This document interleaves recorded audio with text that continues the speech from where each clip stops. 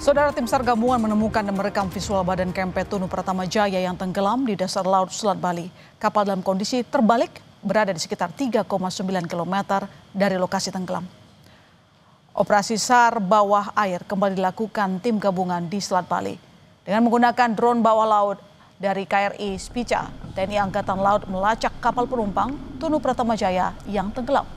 Tim mendapatkan visual objek yang dipastikan sebagai badan KMP Tunu Pratama Jaya. Kapal ditemukan dalam kondisi terbalik di dasar laut dan berada sekitar 3,9 km dari titik kecelakaan. Pada saat itu kita mendeteksi objek bawah air yang memang sudah diduga itu adalah KMP Tunu Pratama Jaya. Hasil yang paling signifikan adalah dengan kita melihat nama, kemudian bagian bawah yang identik dengan KMP Tunu Pratama Jaya. Kemarin KRI Spica yang onboard di atasnya adalah tim bawah air dari Dislambair Kormada 2. Sehingga kita kolaborasi tim dari Pusidrosal dengan tim dari Kormada 2 untuk mendeteksi itu.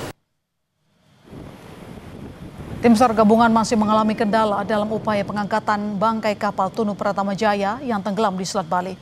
Meski posisi kapal telah ditemukan melalui drone bawah laut milik TNI Angkatan Laut, cuaca buruk berupa angin kencang, arus deras, dan gelombang tinggi menjadi faktor penghambat utama.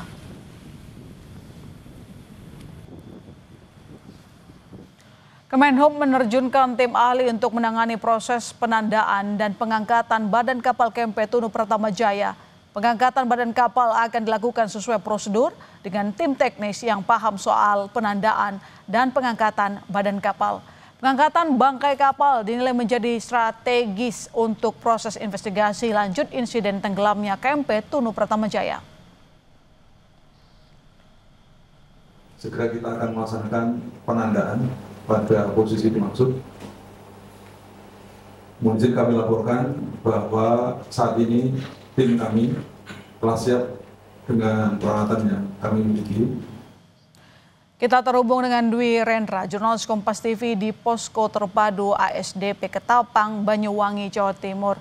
Dwi, bagaimana perkembangan pencarian 17 korban yang hingga saat ini belum ditemukan? Ya, baik. Untuk hari 12 pencarian korban KMP Tunu Pratama Jaya, saat ini masih ada 17 orang yang hilang dan artinya belum ditemukan, sedangkan 18 jenazah telah dilakukan evakuasi. Sedangkan di hari pertama 30 orang dinyatakan selamat. Dan dari 18 jenazah, ada 3 jenazah yang belum dilakukan penyerahan kepada pihak keluarga karena sampai saat ini masih dalam proses identifikasi di Rumah Sakit RSUD Blambangan Banyuwangi oleh tim DVI Polda Jatim. Dan untuk saat ini sejumlah keluarga masih terlihat di posko Pelabuhan Ketapang. Mereka masih menunggu kedatangan anggota keluarga atau penemuan yang selanjutnya, begitu. Ya, Rendra, pengangkatan bangkai kapal Tunu Pratama Jaya terkendala cuaca buruk katanya. Lantas seperti apa penjelasan dari Basarnas? Ya, pihak Basarnas masih terus melakukan evaluasi terkait strategi bagaimana pengangkatan bangkai KMP Tunu Pratama Jaya yang berada di dasar laut kurang lebih kedalaman 49 meter.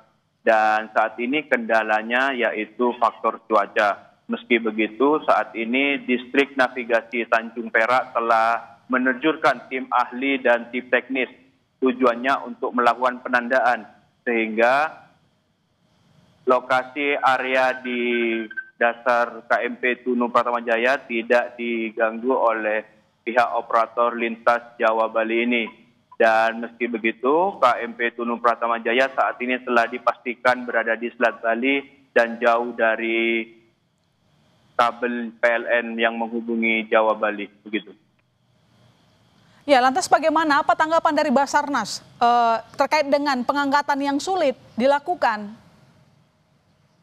Ya, untuk saat ini pihak tim SAR gabungan masih terus berkolaborasi dengan sejumlah TNI AL, pihak kepolisian, dan instansi lainnya, terutama di BMKG. Pihak Basarnas terus melakukan koordinasi BMKG terkait cuaca di Selat Bali. Dan untuk mengetahui sambutan dari Laksada Ribut Eko Suyato, ini dia laporan yang diberikan oleh Deputi Operasi Kesiapan Siapsiagaan Basarnas.